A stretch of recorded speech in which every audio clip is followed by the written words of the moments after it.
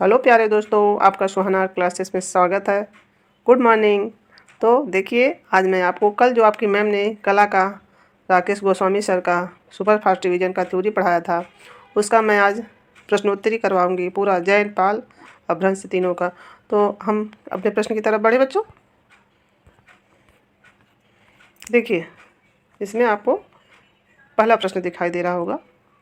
इसमें से यह है, पाल शैली में किसका चित्रण मुख्य विषय रहा है। पाल शैली में चित्रण का मुख्य विषय बना रहा है, किसका बना रहा है? तो पाल पहला बौद्ध धर्म का हो जाएगा। और दूसरा प्रश्न अपना देखिए, पाल शैली के संरक्षक कौन थे? तो चालुक्य शासक थे, क्या शासक थे, पाल शासक थे, हिंदू शासक थे। तो जिसमें से आपका आंसर हो जाएगा पाल शासक। ठीक है। तीसरा प्रश्न अपना देखिए, ये देखिए, जैन शैली को इसको हम अलग करके बताएंगे। पश्चिमी शैली किस विद्वान ने कहा? अब यहाँ मैंने आपको इससे पहले जब एक वीडियो बनाया था तो उसमें क्या बताया था, जब सूरज पूरब से निकलता है तब तो गर्मी रहती है, गर्मी का मौसम ना, और जब पश्चिम में क्या जाता है तो क्या होता है, तो आनंद की प्राप्त होती है। मैं अपना इसका उत्तर बता देती हूँ डायरेक्ट कि पश्चिमी शैली जो कहा था वो किसने कहा था? अनंत कुमार स्वामी ने कहा था। इसका सही उत्तर यही है, अनंत कुमार स्वामी हो गया बच्चों। अब राय कृष्णदास ने भी कहा था, उसको मैं आगे उसको भी ट्रिक से बताऊंगी, जिसमें से ईवी हैवेल नहीं होंगे, रविन्द्रनाथ टैगोर लोग नहीं होंगे। इसका उत्तर होगा अनंत कुमार स्वामी। अब चौथा प्रश्न देखिए, जैन चित्रकला की प्रसिद्ध स्रोत बताइए। जैन चित्रकला के सबसे प्रसिद्ध स्रोत कौन से हैं? कल्पसूत्र ही होगा, ये जो भद्रबाहु ने इसकी रचना की थी, यही ना है। और ये पंचसधी, काम सूत्र, सब तो अलग अलग हैं। पांचवा प्रश्न देखिए, कल्पसूत्र संबंधित है, हिंदू से संबंधित है, बौद्ध से संबंधित है, जैन से संबंधित है, किनमें से कोई नहीं थी? जिसमें से आपका आंसर होगा जैन शैली से। भारत में लघु चित्रों की खोज की शुरुआत किसने की? राजपूत ने की, मुगल ने की, पाल ने की, मौर्य। जिसमें से आपका आंसर, लघु चित्रों की शुरुआत कहाँ हुई थी? पाल शासक में हुई थी। देखिए, सातवां प्रश्न आपका है, सर्वप्रथम लघु चित्र किस पर बनाए गए? कागज पर बनाए गए, दीवार पर, ताड़पत्र पर, वस्त्रपत्र? जिससे आपका आंसर होगा ताड़पत्र पर। जहाँ बताने वाला होगा आपको मैं बताऊंगी नहीं, प्रश्न ज़्यादा है। भारत में सर्वप्रथम सचित्र पुस्तक किस माध्यम पर बनी हुई है? कपड़े पर बनी हुई, ताड़पत्र पर बनी हुई, कागज पर, लकड़ी के पट्टों पर? जिसमें ताड़पत्र आपका आंसर सही होगा। अब देखिए, पोथी चित्रण का प्रारंभ किस शैली में हुआ है? पाल शैली में हुआ, जैन शैली में, मुगल शैली में, राजपूत शैली में? जिसमें से आपका आंसर होगा पोथी कहाँ हुई थी शुरुआत? पाल शैली हुई थी ना। तो देखिए, वैसे जैन और उसमें दोनों कहा जाता है, लेकिन शुरुआत तो पाल में ही हुई थी। पाल पोथी चित्रों का मुख्य विषय क्या था? पाल शासकों का जीवन परिचय था, नवाबों का दरबार था, बुद्ध का जीवन चरित्र था, चैतन्य महाप्रभु का जीवन चरित्र था। तो इसमें से आपका आंसर होगा बुद्ध का जीवन, जिसमें बुद्ध के जीवन की घटनाओं को दर्शाया गया है। 11वां प्रश्न देखिए, पाल चित्रकला किस प्रदेश की है? नेपाल की, उड़ीसा की, बिहार की, बंगाल की? जिसमें से आपका आंसर होगा बंगाल। ये तो नेपाल और बिहार दोनों जगह है, लेकिन एक ही प्रश्न पूछ रहा है ना, तो मेन यही बंगाल ही थी। और देखिए, 12वां प्रश्न आपका है, भारतीय लघु चित्रों की परंपरा किस काल से प्रारंभ हुई है? तो प्राचीन काल से, आधुनिक काल से, प्रागैतिहासिक काल के, उत्तर मध्य काल से।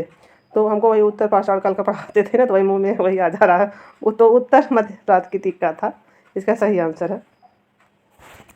13वां प्रश्न देखिए, पाल पोथी के चित्र होते थे, किस तरह के होते थे? पोथियों में होते थे, दीवारों पर होते थे, बोर्ड पर होते थे, कैनवास पर होते थे? जिसमें से आपका आंसर है पोथियों पर होते थे। सुपर फास्ट डिवीजन है बच्चों, इसमें कुछ बताना नहीं है, थ्योरी आपको पूरा डिटेल बता दी गई है। बुद्ध योग मुद्रा में कमल पर आसीन नामक चित्र किस शैली का उत्तम उदाहरण है? तो पाल शैली का, राजपूत शैली का, मुगल शैली का? इसमें से कोई नहीं, जिसमें से आपका आंसर होगा पाल शैली। लेकिन इसमें मैं बताऊंगी, जैसे योग मुद्रा रहेगी जब, और भी कमल पे आसीन, तो कमल सर्वश्रेष्ठ पुष्प, जैसे पुष्पों में संज्ञा दी है कि भैया आपका चेहरा कमल की तरह है या गुलाब की तरह है। तो ये बुद्ध वाला जो पाल शैली है, यही मेन था ना। तो जहाँ कमल आ जाए, जैसे उस तरह योग मुद्रा आ जाए, तो वहाँ बाकी बुद्ध की कहीं धर्म चक्र मुद्रा है, तो कहीं कुछ है, लेकिन जब यहीं पाल ही इसका मेन जगह था उसका, जहाँ प्रफुल्लित हुई थी शैली। तो आप जहाँ कमल देखेंगे, योग मुद्रा देखेंगे, वहाँ पाल शैली लगा देंगे, क्योंकि इसमें तरह तरह का है भगवान बुद्ध का। तो इसमें थोड़ा सा ये चीज़ आप ध्यान रखिएगा।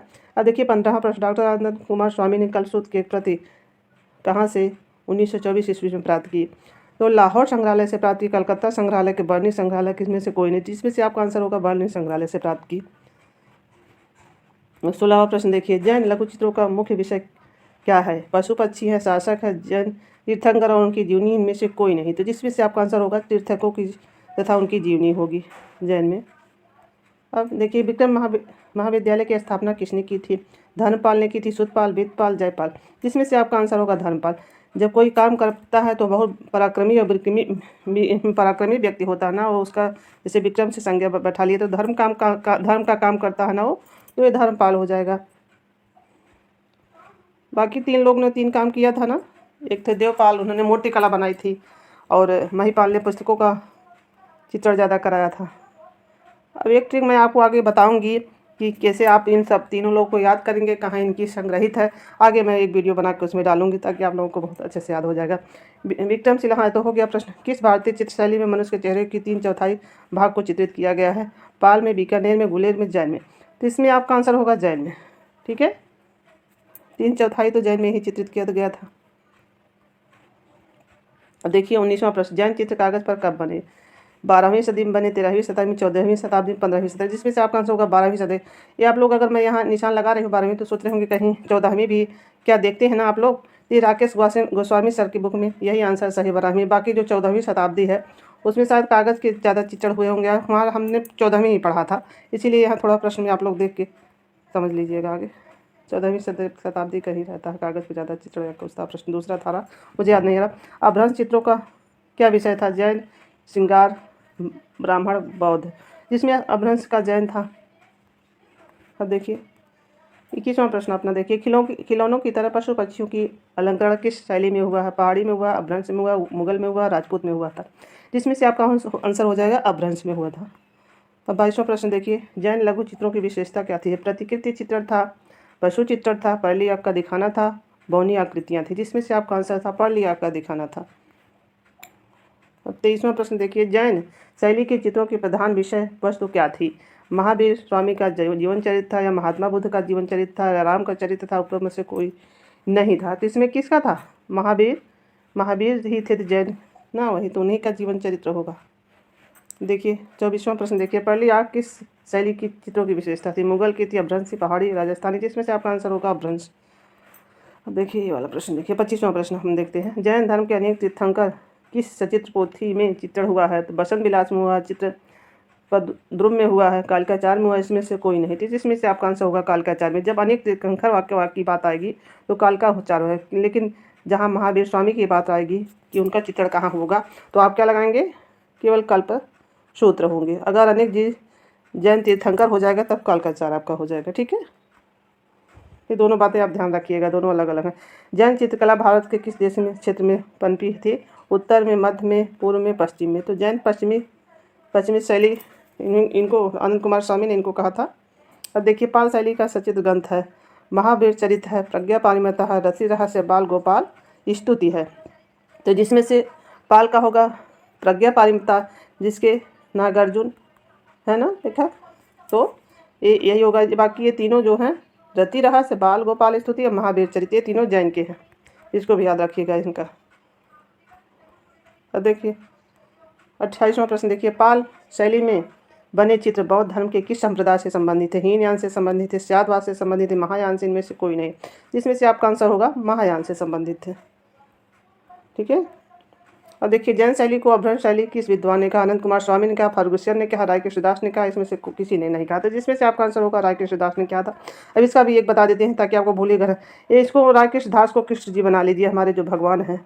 जब कृष्ण जी बचपन में शरारत करते थे तो क्या करते थे? माखन जब चुराते थे तो सारा जो मटकी उटकी थी उसको भ्रष्ट कर देते थे। समझ में आ रहा है बच्चों? जब वो मटकी उटकी फोड़ के सारा भ्रष्ट कर देते थे, तो इससे आपको याद हो जाएगा कि रायकृष्णदास कृष्ण भगवान थे जो अपभ्रंश शैली को, जैन शैली को अपभ्रंश शैली बोले थे। ठीक है, अब देखिए 30वां प्रश्न, जैन शैली का निर्माण काल क्या है? 11वीं से 15वीं शताब्दी है, 15वीं से 18वीं शताब्दी, 9वीं से 11वीं शताब्दी, 7वीं से आपकी 8वीं शताब्दी। जिसमें से आपका आंसर होगा 11वीं से 15वीं शताब्दी। पाल शैली का 730, 750 दोनों होता है, और 1157। तो यहाँ लास्ट तक 12वीं तक ये पाल रहेगी, फिर लगभग 11 से 11 के बाद उसकी शुरुआत हो जाएगी। अब देखिए अपभ्रंश 31वां प्रश्न देखिए, अपभ्रंश शैली जैन धर्म के किस संप्रदाय से संबंधित है? श्वेतांबर से, दिगंबर से, महायान से, इनमें से कोई नहीं। जिसमें से ये श्वेतांबर दिगंबर 2 संप्रदाय में था ना जैन धर्म। तो श्वेतांबर में लोग सफ़ेद वस्त्र धारण करते थे, जबकि आपके दिगंबर में दिशाएँ हैं जिनकी वस्त्र थी, इनका यही 2 था कि दिशाएँ जिनका वस्त्र थी और इनका ये था श्वेतांबर में श्वेत वस्त्र धारण करना। तो जब इसमें भी देखिए, अब जब आप कभी नहीं भूलेंगे, जब आदमी कपड़ा पहनेगा तभी ना उसको, जैसे कृष्ण भगवान का मटकी उटकी भ्रष्ट करते हैं, वैसे आदमी कपड़ा इधर उधर लेता है तो इधर उधर गिरा देता है। तो श्वेतांबर, इसे याद रखिएगा, ठीक है। मैं आपको बताने के लिए कहती हूँ, शायद आपको अच्छा लगता है कि नहीं ये भी आप लोग नहीं बताते। 32वां प्रश्न देखिए, अपभ्रंश शैली का प्राचीनतम ग्रंथ माना जाता है। तो कोशिश हमारी यही रहती है कि आप लोग समझ दें, और बाकी आप लोग के भाई आप लोग हमारा कुछ कहने का कुछ गलत मतलब मत निकाल लीजिएगा, मैम क्या क्या बातें इसमें ला के रख देती हैं, ठीक है बच्चों। तो इसके लिए आपको सॉरी हमारी तरफ से, ठीक है। अब देखिए, इसमें कथा सरित सागर है, निश्चित चूड़ी है, अंगसूत्र है, इसमें से कोई नहीं है। तो इस अपभ्रंश शैली का कौन सा था? निश्चित चूड़ी ही ना था, इसका आंसर निश्चित चूड़ी होगा। 33वां प्रश्न देखिए, कल्पसूत्र की सबसे उत्तम प्रति कहाँ से प्राप्त हुई है? जौनपुर से, सहारनपुर से, अहमदाबाद से, मुंबई से। सबसे उत्तम प्रति जो है जौनपुर से प्राप्त हुई थी ना। और देखिए, अपभ्रंश शैली में ज़्यादातर चेहरे बने हुए हैं। किस तरह बने हुए हैं? सवा चश्म के, पौने 2 चश्म के, 1.5 चश्म के, इनमें से कोई नहीं। जिसमें से आपका आंसर होगा सवा चश्म के चेहरे इसमें थे।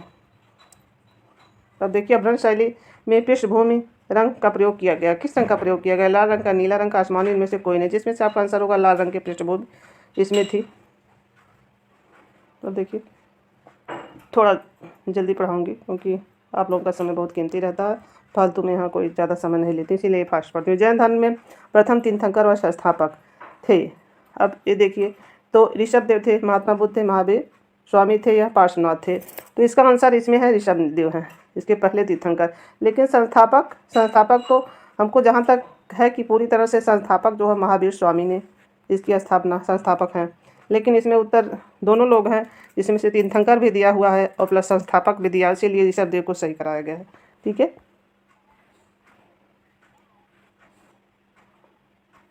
सब प्रश्न साइड हो गया, सही करते हैं तब आप लोग को बताते हैं, ठीक है।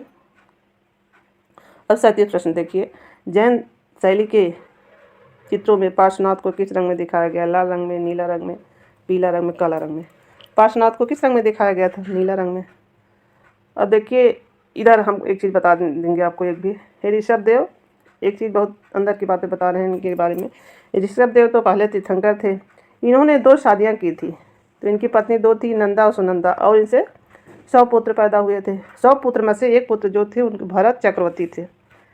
भरत चक्रवर्ती को आप लोग जानते होंगे, जिनसे हमारे भारतवर्ष का नाम भारत पड़ा है, तो इन्हीं के पुत्र थे ऋषभ देव के, ठीक है। अब मैं अपना ये वाला प्रश्न बताती हूँ। पार्श्वनाथ में भी एक ट्रिक बताती हूँ जिससे आप बोलें। इसके उड़नतुआरा देख रहे हैं जो पार्श्वनाथ पे लगा हुआ है ना, तो इनकी सवारी क्या है? सर्प है। तो ये देख रहे हैं, इसमें उड़नतुआरा लगा हुआ है ना, जिससे आप जब पार्श्वनाथ को देखिएगा तो ये सर्प वाला देखिएगा, तो दोनों लगभग सेम ही है, सर्प और पार्श्वनाथ। तो सर्प हो जाएगा इनकी सवारी। और जब सर्प काटता है तो आपका कलर कैसा हो जाता है? नीला पड़ जाता है ना। तो इससे इनको याद रखिएगा, पार्श्वनाथ वाला। मैं एक वीडियो बनाऊंगी जिसमें सबको ट्रिक से बता दूंगी, जिससे आपको कभी नहीं भूलेगा हमको लग रहा। अब देखिए, जैन धर्म से संबंधित प्रथम गुफा कौन सी है? शीतलवासल की, एलोरा की है, अजंता की, इसमें से कोई नहीं। जिसमें से आपका आंसर होगा शीतलवासल है, जिसकी खोज दूरबीन महोदय ने किया था। अब देखिए, 39वां प्रश्न है, अपभ्रंश शैली में अंग प्रत्यंग कैसे बने थे? गतिमय बने थे, कोमल बने थे, स्थिर बने थे और अकड़े, इनमें से कोई नहीं। तो इसमें से आपका आंसर होगा स्थिर और अकड़े हुए। 40वां प्रश्न देखिए, अपभ्रंश शैली में किस रंग का प्रयोग अधिक हुआ था? हरे रंग का, सुनहरे रंग का और नीले कलर का या सफ़ेद रंग? जिसमें आपका आंसर होगा सुनहरे कलर का, इसमें ज़्यादा प्रयोग हुआ था। देखिए, धीम और बीतपाल की शैली के मुख्य चित्रकार थे? गुजराती शैली के, पाल शैली के, अजंता के, गुलेर के। जिसमें से आपका आंसर होगा जिसमें से आप आंसर होगा पाल शैली। ये धीमान और बीतपाल दोनों क्या थे? पिता पुत्र थे ना। देखिए, पाल शैली के चित्र किस स्थानों पर बने हुए? गुजरात, राजस्थान, असम, उत्तर प्रदेश, मध्य प्रदेश, उड़ीसा, बंगाल, बिहार, नेपाल, इनमें से कोई नहीं। पाल का मुख्य केंद्र जो है बंगाल, बिहार, नेपाल था, ठीक है। पाल शैली के पोथियों के पन्नों की नाप बताइए। अब पन्नों की नाप बताइए आप लोग।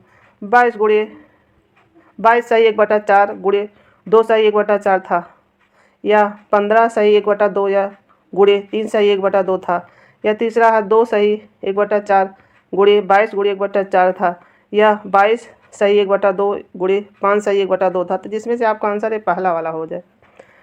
ठीक है, निम्न में से कौन सा ग्रंथ पाल शैली का नहीं है? गंधर्व नहीं है, चक्रव्यूह नहीं है, साधनमाला नहीं है, प्रज्ञा पारमिता नहीं है। तो कौन सा ग्रंथ पाल शैली का नहीं है? चक्रव्यूह। देखिए बार बार चक्रव्यूह नहीं है। एक गंधर्व भी पाल शैली का, साधनमाला भी है, प्रज्ञा पारमिता आपका पाल शैली का है। चक्रव्यूह जो है इनका है, जैन शैली का है ना। किस शैली में चित्रों में स्वर्ण रंगों का प्रयोग नहीं मिलता है? अब देखिए नहीं मिलता है, कहाँ नहीं? जैन में तो मिलता था, अपभ्रंश शैली में नहीं, अपभ्रंश शैली में नहीं, एक मुगल शैली में, इनमें से कोई नहीं है, पाल शैली में, जिसमें आपका आंसर हो जाएगा अपभ्रंश। हाँ, जिसमें पाल शैली में नहीं मिलता, बाकी इसमें अपभ्रंश में तो मिलता है ना। नहीं पूछ दिया है ना इसी से प्रश्न। अब देखिए, पुस्तक शैली के नाम से किस शैली को जाना जाता है? अपभ्रंश शैली को, राजस्थानी को, मुगल को, इनमें से कोई नहीं। जिसमें आपको पुस्तक में अपभ्रंश शैली, अब ये जैन और पाल को ही सब पुस्तक या पोथी कहा जाता है ना। अब देखिए, चौर पंचाशिका के रचनाकार कौन है? बिल्हड़ है, कल्हड़ है, भूषण है, गोपीनाथ है। चौर पंचाशिका बिल्हड़ की है। जौनपुर से प्राप्त स्वराक्षरों वाली 1467 में 1467 में हिंदी गिनती थोड़ा कंफ्यूज होता जाते हैं पता नहीं। अब देखिए 1467 में की कल्पसूत्र की सबसे उत्तम प्रति वाली कहाँ सुरक्षित है? सबसे उत्तम प्रति थी ये जौनपुर वाली। ये 1467 की जो है, 67 में जो है वो जो है बड़ौदा के नरसिंह में जी के पुलको ज्ञान मंदिर में है, कि राष्ट्रीय संग्रहालय नई दिल्ली में है, कि अहमदाबाद के सारा भाई मणिलाल के संग्रह में से कोई नहीं है। तो जिसमें से आपका आंसर होगा बड़ौदा में। अब इसमें देखिए 3-4 प्रतियां हैं कल्पसूत्र वाली। सबसे श्रेष्ठ ये है, समझ रहे हैं? तो सबसे श्रेष्ठ जहाँ आदमी रहेगा, जहाँ बुद्धिमान व्यक्ति रहेगा, वो तो ज्ञानी रहेगा ही नहीं, और ऊपर से बड़ा रहेगा। अब इसको हटा देते हैं, थोड़ा अलग दिखेगा, तब आप लोग समझेंगे इसको क्या मैं बताना चाह रहे हैं। जैसे कोई अगर उत्तम कार्य कर रहा है, तो जौनपुर का उत्तम है ना भैया। तो देखिए, तो बड़ौदा बड़ा है, ऊपर से ज्ञानी भी है, ज्ञान है, ज्ञान उसके पास है, तभी ना इतने बड़ा आदमी है, उत्तम है। तो आप जैसे नहीं रहता कि राष्ट्रीय संग्रहालय में होगा कि इसमें होगा, तो आप इससे याद रखिएगा यही ही होगा। जब ये प्रश्न देखेंगे तो आपके समझ में आ जाएगा, जो उत्तम है वो ज्ञानी होगा। महावीर स्वामी का जन्म कहाँ हुआ था, कब हुआ था? 540 में, 566 में, 599 में, या 199 में? तो जिसमें से आपका होगा 599 में।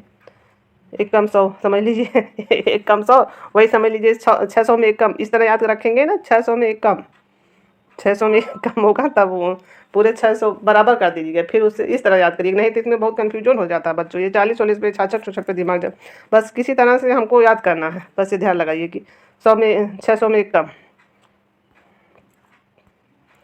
जैन धर्म के कौन से, इधर उधर हो जाता, थोड़ा सा सही कर रहे हैं। जैन धर्म के कौन से तीर्थंकर थे जिनकी मृत्यु पावापुरी में हुई? ऋषभ देव की हुई, पार्श्वनाथ की, महावीर स्वामी की, महात्मा बुद्ध की? इसमें से आपका आंसर होगा महावीर स्वामी की हुई थी। ठीक है, अब देखिए त्रिपिटक सर्वप्रथम किस पर लिखे गए? ताड़पत्र पर लिखे गए, कागज़ पर, दीवार पर, पट पर? जिसमें से आपका आंसर होगा ताड़पत्र पर। ज़्यादा तो सारा वही ताड़पत्र ही वहाँ का मेन था। ठीक है, अब देखिए 52 प्रश्न आपका। बौद्ध पुस्तकें लिखी गई कपड़ा पर, कागज़ पर, ताड़पत्र पर, लकड़ी के टुकड़ों पर? जिसमें से आपका आंसर ताड़पत्र पर होगा। अब देखिए 53 प्रश्न। पाल चित्रकला की शैली आधारित है, किस शैली पर आधारित है? रामायण पर, महाभारत पर, जैन पे, या बुद्ध पे? जिसमें से आपका आंसर है बुद्ध भगवान ही पाल के मेने थे। पाल पोथियाँ कहाँ लिखी गई? अवध में लिखी गई, कि तिरहुट में लिखी गई, उज्जैन में, कि बंगाल और बिहार में? जिसमें से आपका आंसर है बंगाल और बिहार में। बंगाल, बिहार, नेपाल ही यहाँ के मुख्य केंद्र थे। पाल पोथियाँ किस पर लिखी गई? काष्ठ फलक पर, पट पर, ताड़पत्र पर, चर्म पर? जिसमें से आपका आंसर होगा ताड़पत्र पर। ठीक है, पाल पोथियाँ किस धर्म से संबंधित है? शैव से, भागवत से, जैन से, बौद्ध से? पाल पोथियाँ आपकी महायान के बौद्ध शाखा से संबंधित थी। ठीक है, अभी देखिए 1100 से 1500 ईस्वी के मध्य रचित क्या है पोथियाँ की चित्र शैली का उपयुक्त नाम क्या है? अभी पूछ रहा है जैन वाला आपका, इसका यही नशन है। तो जैन है, अपभ्रंश हैं, गुजरात हैं, पश्चिमी भारत शैली हैं। तो जैन ही इसका सही उत्तर होगा जैन। कल्पसूत्र के प्रति समय 1465 ईस्वी के लिपिकार कौन है? अब देखिए, ये लिपि अलग शब्द आ गया, देख रहे हैं बच्चों। अब कड़त सिंह हैं, नागरीदास हैं, देवीदास गौड़ हैं या निहाल चंद्र हैं। जहाँ जैसे कल्पसूत्र के रचनाकार आ जाएगा तो कौन आपके हो जाएंगे? भद्रबाहु हो जाएंगे। और ये लिपिकार पूछ दिया है, देखिए आप लोग तो इतना जानते हैं। यहाँ लिपि जब आ जाएगा इसको भी देख लीजिएगा, कहीं प्रश्न में यही सब रहे तो आदमी सोचेगा ये लिपि कहाँ से हो गई, हम तो उनका वो पढ़े थे। तो ये देवीदास गौड़ कौन थे? ये बहुत अच्छा लिखते थे देवीदास जी। इनकी लिपि एकदम देवी जैसे कोई चीज़ एकदम बना देते थे, जैसे लिपि बहुत अच्छी नहीं रहती, देवता की मूर्ति की तरह लिपि करते थे जैसे। इसी तरह उनको याद रखिएगा। इनके देवी दुर्गा सप्तमी के चित्र किस शैली के हैं? ग्राम्य शैली के हैं, गुजरात शैली के हैं, अपभ्रंश शैली के हैं, पाल शैली के हैं। दुर्गा सप्तमी आपकी कहाँ की शैली है? ये अपभ्रंश की शैली होगी, ठीक है। अब देखिए, गीत गोविंद के चित्र किस शैली के हैं? अपभ्रंश शैली के हैं, गुजरात शैली के हैं, जैन शैली के हैं, पश्चिमी शैली के हैं। गीत गोविंद भी आपकी अपभ्रंश शैली की होगी।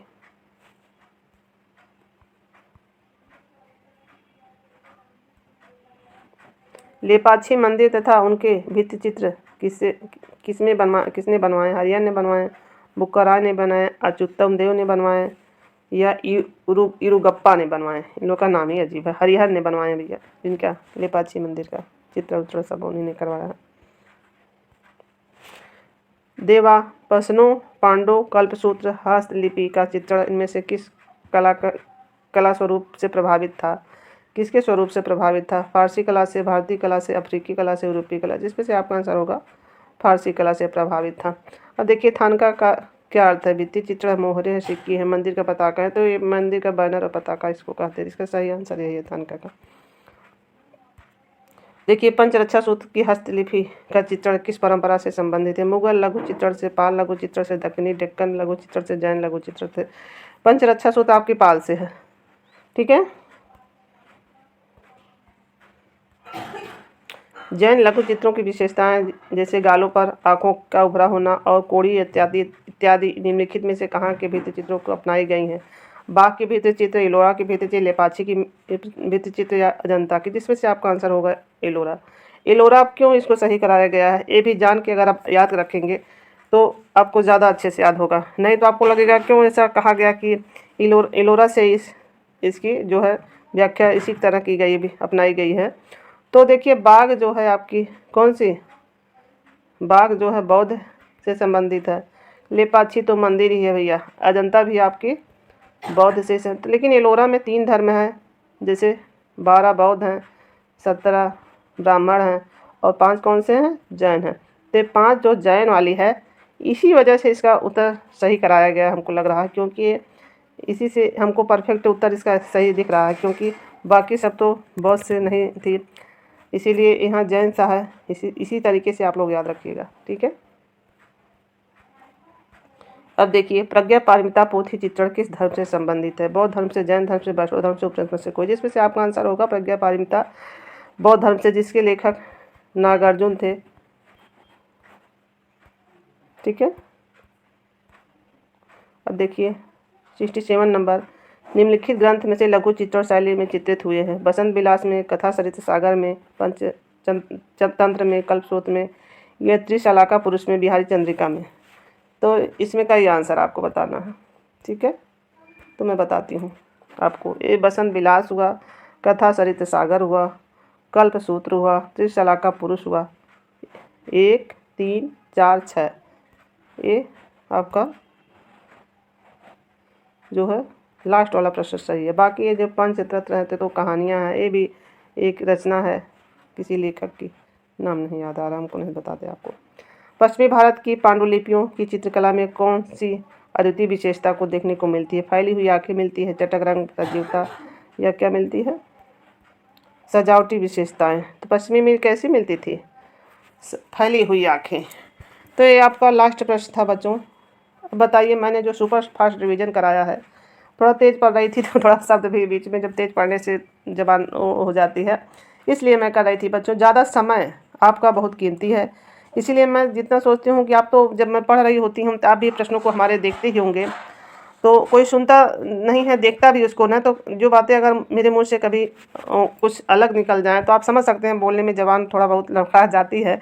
तो इसमें और ऊपर से मैं सोचती हूँ कि कितना फ़ास्ट आप लोग पढ़ा दें कि आपका समय बच जाए, इसलिए नहीं तो मैं बहुत धीरे-धीरे पढ़ाती तो ठीक रहता। तो तो आपको ये मेरा वीडियो कैसा लगा और थ्योरी मेरी बेस्ट लगी, पढ़ाने का ये जो मैंने रिवीजन नोट्स का किया वो कैसा लगा? कमेंट करिएगा, लाइक करिएगा, शेयर करिएगा और चैनल को सब्सक्राइब करिएगा। ठीक है बेटा, ठीक है बच्चों, धन्यवाद।